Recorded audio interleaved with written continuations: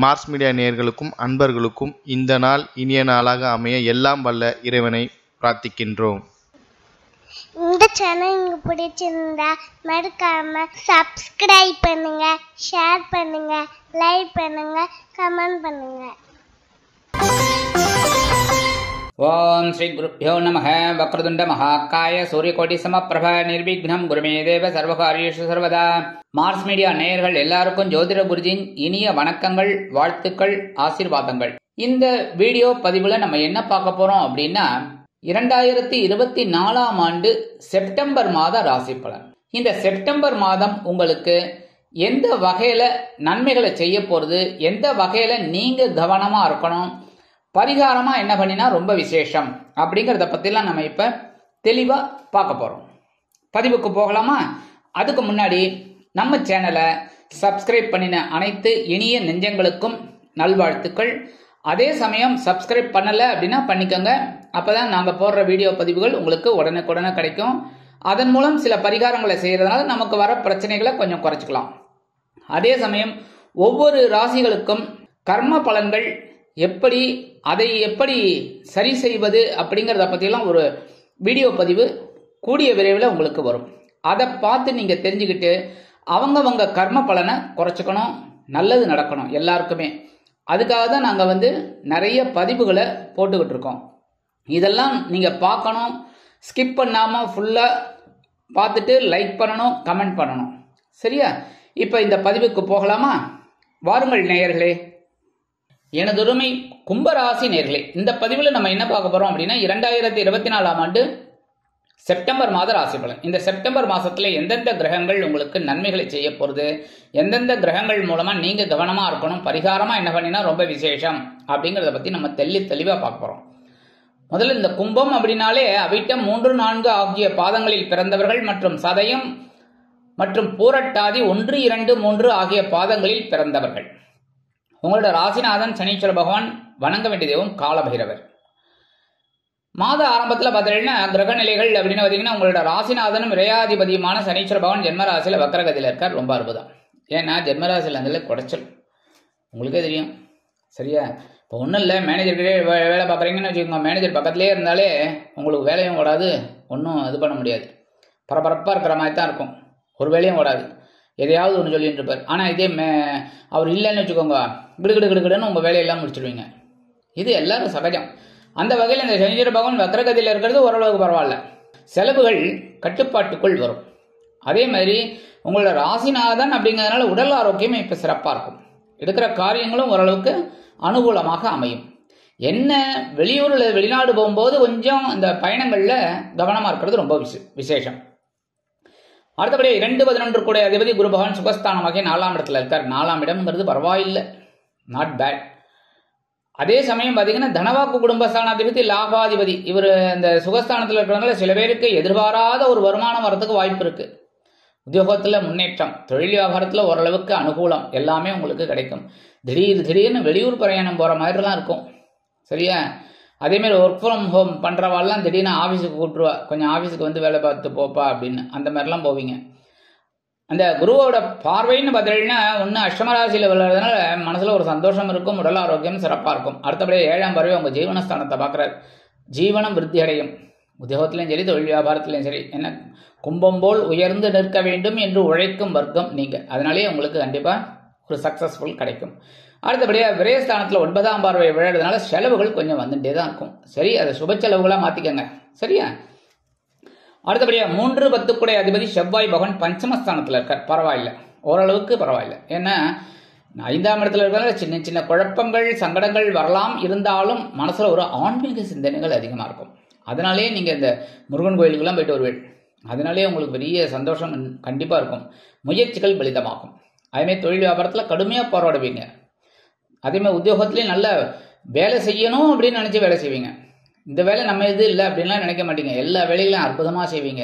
சீருடை பணியாளர்களாகிய காவல், ராணுவம், தீயணைப்புத்துறை, மருத்துவத்துறையில் வேலை பார்க்கும் அன்பர்களுக்கு எதிர்பார்க்கும் இடமாற்றம், பதவி மாற்றம், பதவி உயர்வு, சம்பள உயர்வு அருமையாக வந்து சேரும். அடுத்தபடியாக 4-9 கூட அதிபதி சுக்கிர பகவான் அஷ்டமஸ்தானத்துல நீச்சம். 8ஆம் இடத்துல மறைவு அப்படின்னாலும் நீச்சம் அடைகிறார். அதனாலே சில நேரங்களில் சில குழப்பங்கள்லாம் இருக்கலாம். உறவினர்கள் மூலமாக தந்தையார் மூலமாக, தந்தை வழி உறவினர்களின் மூலமாக இந்த மாதிரிலாம் இருக்கிறதுக்கு வாய்ப்புகள் இருக்கு. அதேமாரி பூர்வீக சொத்துக்கள்லாம் கொஞ்சம் தடை தாமதங்களை சந்திக்க வேண்டி வரும். வாய்தா அது இதுன்னு போயிட்டு இருக்கும். 19/9/2024 முதல் பாக்கியஸ்தானத்தில் ஆட்சி அமைக்கிறார் சுக்கிர பகவான். என்ன அப்படின்னா, பாக்கியாதிபதி பாக்கியஸ்தானத்திலேயே அற்புதமா ஒரு முன்னேற்றத்தை கொடுக்கறதுக்காகவே ஆட்சி அமைச்சு சஞ்சாரம் பண்றார். சுக்கிர பகவான் 9ஆம் இடத்துல இருக்கிறதுனால தந்தையார் ஆதரவா இருப்பார் இந்த நேரத்துல. அதாவது தந்தையார் முறைச்சுக்கிட்டு இருந்தா கூட இந்த நேரத்துல அவர் ரொம்ப அனுகூலமா இருப்பார். தந்தை வழி உறவினர்களும் அவங்களோட கருத்துக்களை அப்படியே தூக்கி எறிஞ்சிட்டு உங்ககிட்ட வருவாங்க. அந்த வகையில உங்களுக்கு குடும்பத்துல ஒரு சந்தோஷம் இருக்கும். உறவினர்கள் ஆதரவாக இருப்பதால் உறவினர்களின் வருகை இல்லத்தில் அடிக்கடி இருக்கும். அதனை வெளியூர் அல்லது வெளிநாட்டு பயணங்கள் உங்களுக்கு அற்புதமான ஒரு ஏற்றத்தை தரும். இந்த சுக்கிர பகவானின் 7ஆம் பார்வை உங்களோட முயற்சி ஸ்தானத்தில் விளையாடுவதனால முயற்சிகள் பலிதமாகும். அரசியல்வாதிகள் அற்புதமான முன்னேற்றத்தை காண்பார்கள். உடன் பிறப்புகளின் வழியில் இனிமையான செய்தி கிடைக்கும். 5, 8 குடை அதிபதி புத பகவான் கலத்திரஸ்தானமாகிய 7ஆம் இடத்துல இருக்கார். 7ஆம் இடத்துல இருக்கிறது வாழ்க்கை துணை வழியில கொஞ்சம் பிரச்சனைகள் இருக்கும். அவங்களோட உடல் ஆரோக்கியத்திலும் கொஞ்சம் கவனமா இருக்கிறது நல்லது. குழந்தைகள்லாம் நல்லா படிக்கணும், கருத்தூன்றி படிக்கணும், அப்பதான் நல்லது. இந்த செல்போன் அது இது கம்ப்யூட்டர் எல்லாத்தையும் லேப்டாப் எல்லாத்தையும் தூக்கி வச்சுட்டு கொஞ்சம் படிக்கிற வழியை பார்க்கணும். அப்பதான் நல்லா படிப்பு வரும், மதிப்பெண்கள் வாங்கலாம். குழந்தைகளை உங்க கண்ட்ரோல்லையே வச்சுக்கிறது ரொம்ப நல்லது. 19/9/2024 முதல் இந்த புத பகவான் எங்க வர போறான்னு பார்த்தீங்கன்னா, அஷ்டமஸ்தானத்துல ஆட்சி உச்சம் மூலத்திரிகோணம் அடைகிறார். 8ஆம் இடம் அப்படிங்கும்போது மறைந்த புதன் உங்களுக்கு நிறைந்த ஒரு சந்தோஷத்தை கொடுக்க போறார். அதுவும் அவர் அங்க ஆட்சி உச்சம் மூலத்திரிகோணம். மூலத்திரிகோணம்னா சூரிய பகவானோட ஒளிய ஸ்ட்ரைட்டா நிறைய வாங்கிக்கிறார். அதனாலே உங்களுக்கு பவர்ஃபுல்லா இருக்கும். அதே மாதிரி உச்சம் ஆட்சி கண்டிப்பா இந்த நேரத்துல உடல் ஆரோக்கியம் உங்களுக்கு சிறப்பா இருக்கும். நீங்க எடுக்கிற காரியங்களும் அற்புதமா நிறைவேறும். கல்வி பயிலும் மாணவ மாணவிகள் இந்த குழந்தைகள் ரொம்ப நன்னா படிப்பா. இதுவரைக்கும் கொஞ்சம் படிப்புல சுமார் அப்படின்னு நினைக்கிறதெல்லாம் மாறும். நல்லா படிச்ச அப்பா என்ன இந்த குழந்தையா அப்படி இருந்தது அப்படிங்கிற மாதிரிலாம் இருக்கும். நல்ல ஒரு படிப்பு வரும். அடுத்தபடியாக கலத்திராதிபதி சூரிய பகவான் கலத்திர ஸ்தானத்தில் ஆட்சி அமைக்கிறார். 7ஆம் இடத்து அதிபதி 7ஆம் இடத்திலே ஆட்சி அமைச்சிருக்கிறார். அப்படிங்கும்போது உடல் ஆரோக்கியத்தில் கவனமாக இருக்கணும். வாழ்க்கை துணையோட முன்னேற்றத்தில் கவனமாக இருக்கணும். அவங்களோட உடல் ஆரோக்கியத்திலையும் கவனம் இருக்கணும். மருத்துவ செலவுகள் இருந்தால் அதெல்லாம் கரெக்டாக மெயின்டைன் பண்ணணும். கூட்டாளிகள் விஷயத்தில் கவனமாக இருக்கணும். இதெல்லாம் ரொம்ப நல்லது. அதுவும் நண்பர்கள் விஷயத்தில் அனாவசியமான தர்க்கமெல்லாம் வச்சுக்கப்படாது. 17/9/2024 முதல் 17/9/2024 முதல் இந்த கலத்திராதிபதி அஷ்டமஸ்தானத்துக்கு வந்துடுறார். 8ஆம் இடம் அப்படிங்கும்போது கொஞ்சம் கஷ்டம்தான். சூரிய பகவான் உஷ்ணமான கிரகம், உஷ்ணம் அதிகமாகலாம். வேலைன்னு செஞ்சதுனால உடல்ல உஷ்ணம் அதிகமாகும். அதனால இந்த எண்ணெய் தேய்ச்சி குளிக்கிறதுலாம் ரொம்ப விசேஷம். அதுவும் ஆண்கள் அப்படின்னாக்க புதன் சனிக்கிழமை, சரியா? பெண்கள் அப்படின்னா செவ்வாய் வெள்ளி, இந்த மாதிரி எடுத்துட்டா ரொம்ப விசேஷம். எண்ணெய் தேய்ச்சி குளிக்கிறது ரொம்ப ரொம்ப விசேஷம், சரியா? இந்த மாதிரி பண்றதுனால உடல் ஆரோக்கியம் நல்லபடியா இருக்கும். அதே சமயம் உணவு கட்டுப்பாட்டை எடுத்துக்கிறது ரொம்ப ரொம்ப விசேஷமான பலன்களை கண்டிப்பா கொடுக்கும். இந்த நேரத்தில் சில முயற்சிகள் காலதாமதம் ஆகலாம். உத்தியோகத்திலும் சரி, தொழில் வியாபாரத்திலையும் சரி கவனமா இருக்கணும், அவ்வளவுதான். அடுத்தபடியா சாயா கிரகமான ராகு பகவான் உங்களோட தனவாக்கு குடும்பஸ்தானமாகிய 2ஆம் இடத்துல இருக்க. குடும்பத்துல பிரச்சனைகள் தான். நீங்க ஒண்ணு பேச வாழ்க்கை துணை ஒண்ணு புரிஞ்சுப்பாங்க, இல்ல குடும்ப உறுப்பினர்கள் ஒண்ணு புரிஞ்சுப்பாங்க. இதனாலேயே பிரச்சனைகள். அதே மாதிரி கொடுத்த வாக்குறுதிகளை காப்பாற்றுறதுக்குள்ளே அப்பா ஏம்பாடு ஓம்பாடுன்னு ஆயிடுது. இப்படிதான் இருக்கு. அதே மாதிரி குடும்பத்துல தேவையான ஒரு பொருள்லாம் வாங்கணும் அப்படின்னாலும் பிரச்சனைகளா இருக்கு. என்ன எதையாவது ஒன்று வாங்கிட்டு வருவீங்க, இதை ஏன் வாங்கிட்டு வந்தீங்க, அதுக்கு இதை வாங்கியிருக்கலாமே அப்படின்னு அந்த மாதிரிலாம் சில டென்ஷன். என்ன பண்றது, கொஞ்சம் அட்ஜஸ்ட் பண்ணிட்டு போங்க. மற்றொரு சாயா கிரகமான கேது பகவான் அஷ்டமராசியில் இருக்கார். உடல் ஆரோக்கியத்தில் கண்டிப்பாக கவனமாக இருக்கணும். இருந்தாலும் குருவோட பார்வையை வாங்கிக்கிறதுனால பரவாயில்லைன்னாலும் ஆன்மீக விஷயங்களில் நாட்டம் கொண்டீர்கள் அப்படின்னாக்க நன்மைகள் கண்டிப்பாக கிடைக்கும். அதேமாரி வெளியூர் அல்லது வெளிநாடு போய் படிக்கணும், இல்லை உத்தியோகம் பார்க்கணும்னு நினைக்கிற குழந்தைகள்லாம் ஓரளவுக்கு சின்ன சின்ன தடை தாமதங்களை சந்தித்தாலும் இறுதியில் அவர்களுக்கு வெற்றி கிடைக்கும். அதுமாதிரி எடுக்கிற காரியங்களை பிரம்மாண்டமா எடுப்பீங்க. ஆனால் சில நேரங்களில் தடை தாமதங்கள் இருக்கிறதுனாலே ஒரு சலிப்பு இருக்கும். அந்த சலிப்பெல்லாம் தூக்கி வச்சுட்டு அருமையான ஒரு முன்னேற்றத்தை பாருங்க, சரியா? சரி, நான் பரிகாரமா என்ன பண்ணினா ரொம்ப விசேஷம் அப்படின்னா கண்டிப்பா புற்றுக்கோயில் போயிட்டு வர்றது நல்லது. நான் ஒவ்வொரு மாசமும் இதைத்தான் சொல்லுவேன். ஏன்னா நீங்க நன்னா இருக்கணும், உங்களோட பிரச்சனைகள் குறையணும், உங்களுக்கு சந்தோஷம் கிடைக்கணும் அப்படின்னா புற்றுக்கோயில் போயிட்டு அம்பாள் தரிசனம் பண்றது ரொம்ப விசேஷம். நாக வழிபாடு பண்றது ரொம்ப ரொம்ப விசேஷம். கண்டிப்பா உங்க மனசுல இருக்கிற குறைகள் தீரும். செவ்வாய்க்கிழமை, வெள்ளிக்கிழமை, ஞாயிற்றுக்கிழமை 3 நாளும் போறது ரொம்ப ரொம்ப விசேஷம். முடியலையே ஒரு நாள் கண்டிப்பா போயிட்டு வாங்க. அடுத்தபடியே சூரிய வழிபாடு. ஏன்னா மாதம் ஆரம்பத்தில் கலத்திரஸ்தானத்தில் இருக்கார்.